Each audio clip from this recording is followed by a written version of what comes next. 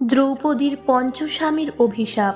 দ্রৌপদী কি আসলে 5 স্বামী চেয়েছিলেন? এই প্রশ্নটি মহাভারতের ইতিহাসের এক অন্যতম গভীর রহস্য, যা আজও আমাদের মনে প্রশ্ন জাগায় এবং সমাজকে ভাবিয়ে তোলে।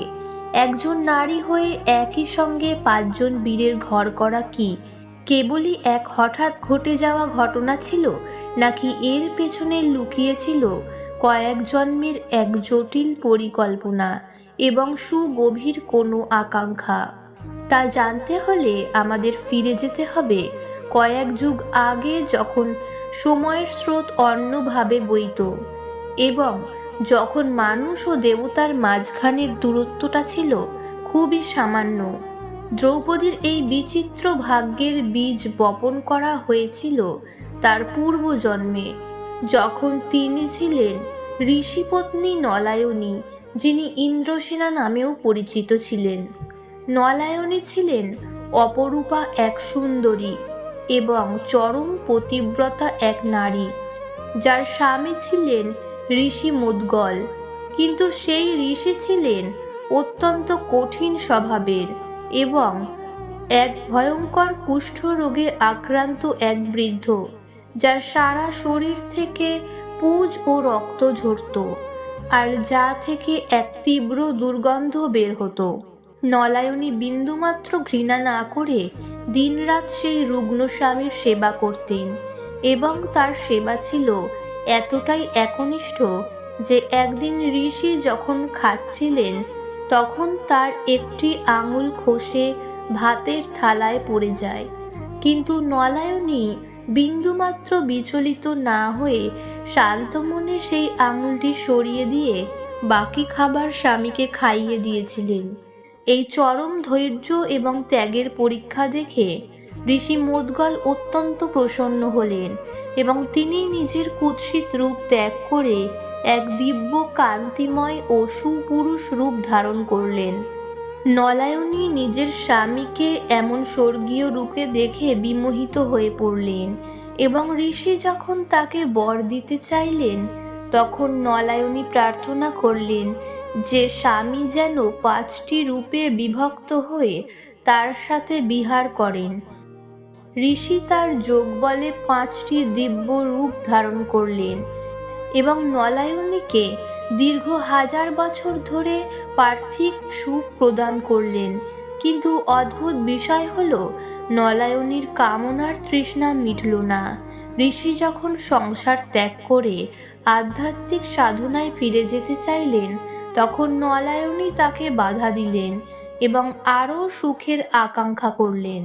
এতে ঋষি প্রচণ্ড ক্রুদ্ধ হয়ে অভিশাপ দিলেন, তোমার এই অতৃপ্ত কামনার কারণে পরবর্তী জন্মে তুমি একই সঙ্গে 5 জন স্বামী লাভ করবে, কারণ তোমার আকাঙ্ক্ষা কোনো একজন মানুষের পক্ষে পূরণ করা সম্ভব নয়। সেই 5 স্বামী আসলে স্বর্গ থেকে চ্যুত হওয়া 5 জন ইন্দ্র। পুরাণের এক গূঢ় কাহিনী অনুযায়ী, একবার 5 জন ইন্দ্র তার দর্পের কারণে মহাদেব শিবের কাছে অভিশপ্ত হয়ে একটি গুহায় বন্দী ছিলেন, যাদের মর্তে পাণ্ডব হিসেবে জন্ম নিতে হয়েছিল। আর নলায়নী ছিলেন স্বর্গলক্ষ্মী বা দেবসেনার অংশ, যার কাজ ছিল সেই 5 ইন্দ্রের তেজকে পুনরায় একত্রিত করা। নলায়নী কান্নায় ভেঙে পড়লেন এবং হিমালয়ের পাদদেশে মহাদেব শিবের কঠোর তপস্যা শুরু করলেন।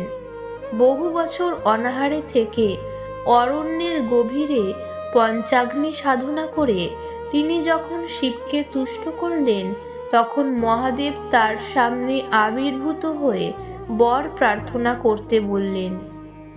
নলায়নী সেই মুহূর্তে এতটাই আবেগপ্রবণ এবং বিভ্রান্ত হয়ে পড়েছিলেন যে তিনি মহাদেবকে উদ্দেশ্য করে পরপর 5 বার বললেন যে, আমাকে পতি দাও বা পদিং মে দেহি। মহাদেব তখন স্মিত হেসে বললেন যে, দেবী, তুমি আমার কাছে 5 বার পতি প্রার্থনা করেছ, তাই আগামী জন্মে তোমার এই ইচ্ছা পূরণ হবে এবং তুমি 5 জন স্বামী লাভ করবে। নলায়নী তখন আতঙ্কিত হয়ে বললেন যে, প্রভু, আমি তো একজন স্বামীর মধ্যেই 5 জনের গুণ চেয়েছিলাম। একই সঙ্গে 5 জন স্বামী থাকলে তো সমাজ আমাকে ভ্রষ্টা বলবে। মহাদেব তখন তাকে আশ্বস্ত করে বললেন যে, ভয় পেও না দেবী, তুমি আসলে দেবী লক্ষ্মীর অংশ হিসেবে জন্মাবে এবং তোমার সতীত্ব ও কুমারিত্ব অক্ষুণ্ণ থাকবে, কারণ তোমার স্বামীরা কোনো সাধারণ মানুষ নয়, বরং তারা হবে দেবগণের অংশ।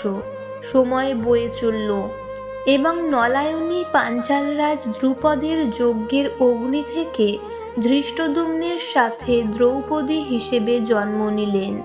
তার জন্মের সময় আকাশবাণী হয়েছিল যে এই কন্যা কুরুবংশের ধ্বংসের কারণ হবে এবং ধর্মের গ্লানি দূর করবে।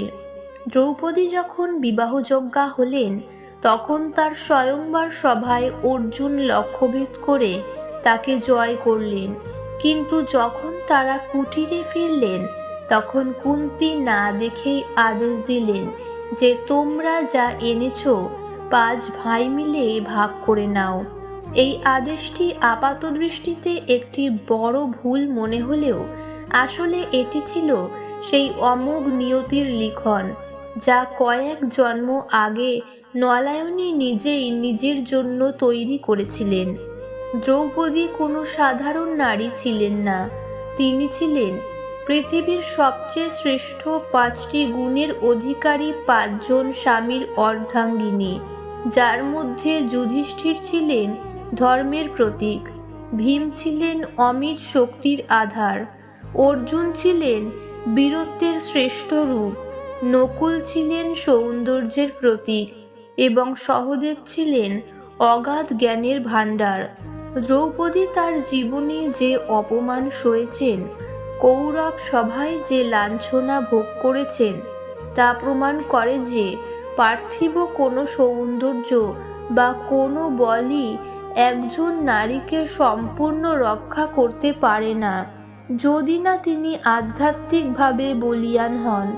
দ্রৌপদীর এই কাহিনী আমাদের জীবনের এক চরম সত্য শেখায় যে আমরা যা আকাঙ্ক্ষা করি, অনেক সময় ভাগ্য আমাদের ঠিক সেটাই দেয়, কিন্তু সেই প্রাপ্তির আনন্দটুকু নেওয়ার জন্য আমাদের কত বড় মূল্য দিতে হতে পারে তা আমরা আগে থেকে জানি না।